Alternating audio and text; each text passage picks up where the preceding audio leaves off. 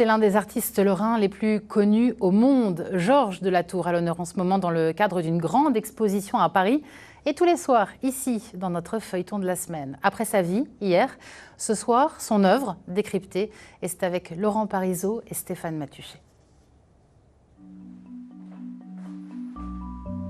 Dans l'atelier de Jean-Marie Chéruot, une incroyable collection de tableaux de Georges de la Tour. Des copies, en fait, que le peintre a pu réaliser dans plusieurs musées possédant des toiles du maître. Sa passion pour Georges de la Tour remonte à son enfance. Il avait 12 ans quand il a découvert cette nativité au musée des Beaux-Arts de Rennes. Une véritable révélation. À l'époque, j'étais certainement trop jeune pour expliquer pourquoi ce tableau-là et pas un autre. Certainement de la lumière, certainement le clair-obscur, tous les tranchetés qui va autour de ça, certainement, ont été les éléments qui ont fait que j'ai tout de suite accroché avec ce tableau-là. Peintre autodidacte, Jean-Marie Chéruot a commencé son apprentissage en observant les copistes au musée du Louvre, puis en reproduisant des tableaux de Georges de la Tour, dont il admire la maîtrise du clair-obscur. Le peintre est particulièrement célèbre pour ses scènes nocturnes, avec une bougie comme seule source de luminosité. Ah, c'est très joli ici, cette partie-là. La transparence de la lumière. Voilà, on sent tout le sang qui circule dans le doigt. Un travail sur l'éclairage, prenant parfois quelques libertés avec la réalité et pouvant aboutir à des aberrations visuelles. Ici, on a un beau cercle. Et là, on commence à avoir peut-être une source de lumière un peu forte par rapport à la lumière qui est un petit peu vers le haut.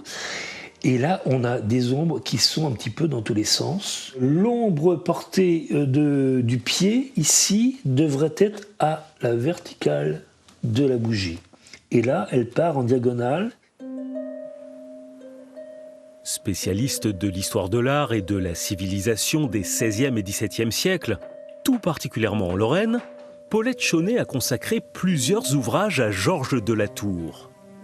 Dans son nouveau livre publié en septembre, elle s'attache à resituer le peintre dans son époque pour mieux comprendre son œuvre. Dans ces toiles nocturnes où règne l'immobilité et le silence, c'est l'invisible, le divin, que la Tour peint. Un mysticisme qui imprégnait la société lorraine du XVIIe siècle. Ces tableaux pouvaient aussi bien convenir à des personnes maîtrisant les subtilités iconographiques et théologiques qu'à un public plus réceptif à l'émotion que suscitent ces œuvres. Il n'est pas nécessaire d'être très, très érudit pour l'apprécier. Justement, c'est ça qui est tout à fait singulier dans son œuvre. On n'a pas besoin d'avoir toute une armature théorique pour être saisi et pour le comprendre. Mais l'armature théorique, elle est là. Elle existe quand même. Elle existe à l'arrière-plan des œuvres. Si la Tour est surtout connue pour ses tableaux de nuit, il a aussi signé des compositions diurnes. Point commun entre toutes ces œuvres, un attachement à explorer l'âme humaine. Ça suppose de sa part quand même une sorte d'empathie assez forte, contrairement à ce que l'on dit quelquefois, qui est froid, sec, distant. Oui, il faut de la distance pour arriver à cette virtuosité, vous voyez. Mais je crois qu'il y a quand même une forme d'humanisme poussé à l'extrême chez lui et qui se traduit par cette qualité, cette acuité de l'attention. Les toiles de Georges de la Tour procèdent aussi d'une économie de moyens, une épure dont s'est emparé Jean-Marie Chéruot.